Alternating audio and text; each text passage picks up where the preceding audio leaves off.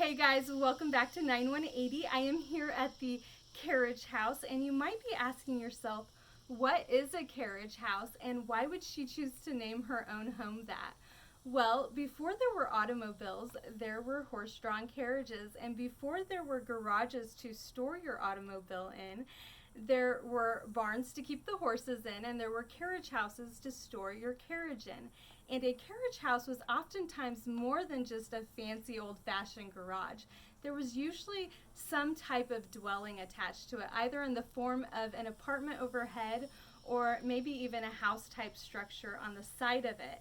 And that was for a couple of reasons. You wanted your driver on the property out of convenience in case you ever needed to go somewhere, of course, but also out of security because only the wealthy had their own carriages.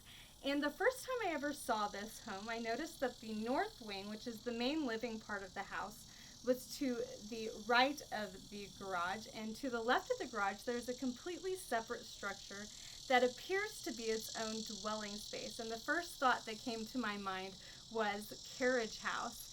And by now you probably know that we intend to open our own intimate wedding venue. And when we were bouncing around ideas for names, because the oversized garage and the two-story structure will be the majority of the interior space for the venue, naturally the first thing that came to mind was the carriage house.